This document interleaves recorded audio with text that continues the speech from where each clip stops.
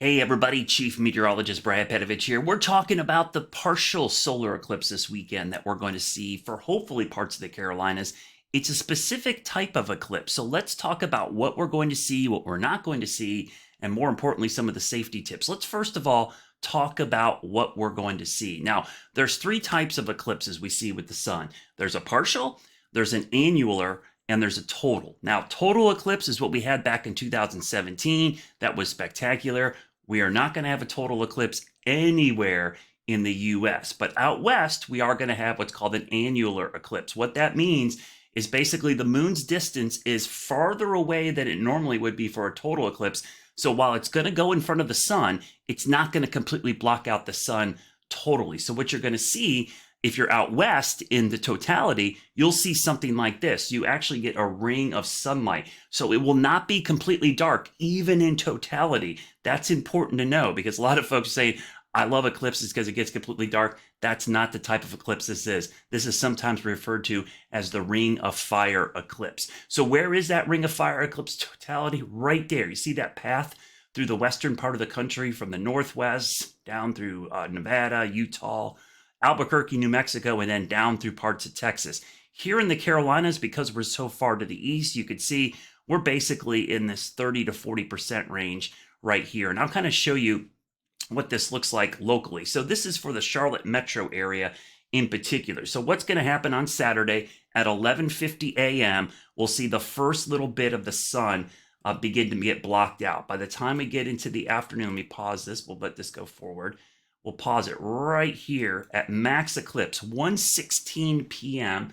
on Saturday. 42% or a bite of the sun is going to be gone. It will not get dark, okay? It won't even get that dim. It'll still seem like full sunshine because remember, you've got almost 60% of the sun still coming in. Biggest issue for us might be clouds. So if you want to see the maximum eclipse, it's basically between noon and 2 o'clock is when you need to look on Saturday. Now, the key part of this is it goes away pretty quickly. So by the afternoon, by about 3 o'clock, the eclipse is over. Now, there's some important safety tips that I need to give you. So I'm going to come back full screen here, and we're going to talk about what you need. You will need eclipse glasses. So you need something like this, right? If you have eclipse glasses like I do from 2017, these will work. But one word of caution, these do expire, believe it or not. Make sure you're checking the date and the manufacturer on these.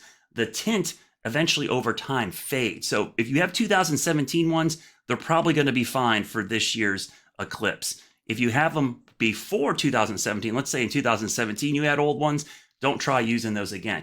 The other thing I hear about people say, I'll just take my camera and aim it directly at the sun. Guess what? It damages your eyes. It damages the sensor in these phones as well.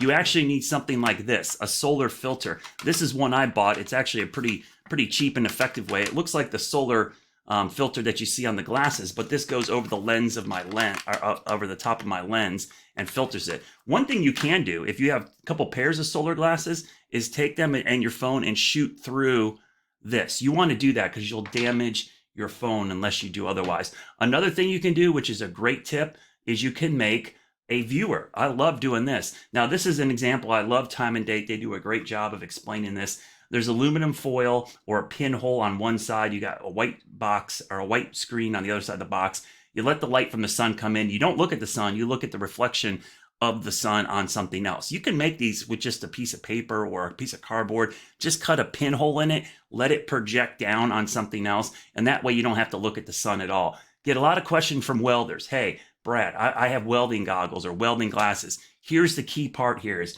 you need basically 14 welding glass or darker, okay? 14 or darker. If you don't know, don't use them. If you do know, they have to be 14 or darker. That's one of the darkest shades of welding glasses or welding goggles or even welding shields. It has to be shade 14 or darker. That is actually made for solar eclipses. Basically, 99% of the UV light gets blocked out. So these are super dark. You could not see through them on any given day. So those are things you're going to want to look for on Saturday. Now, a couple other things. People ask, well, why is it annular? Well, remember, when we have a total eclipse, the distance of the sun and the moon is just enough that the moon completely blocks out the sun.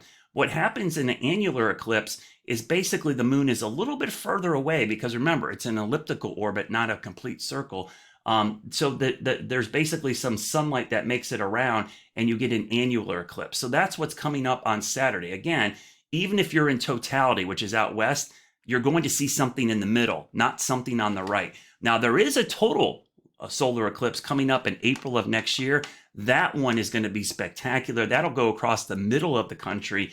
We will get a partial view here in the Carolinas as well. I'm actually planning to travel to go see that, but we'll have plenty of time to talk about that. But coming up on Saturday, get ready. This is the view we're going to see here in Charlotte. Remember, maximum time for here in Charlotte is going to be around 1:16 in the afternoon. Only 42% coverage here. If you go northeast, it's a little less. If you go southwest, it's a little bit more, but it ranges between about 45 and about 35% across the Carolinas. So not much difference, honestly. So there's not a lot of worth traveling from the mountains to the beach. The biggest issue, like I said, on Saturday is going to be, will we have clear skies? And that, my friends, might be our biggest dilemma.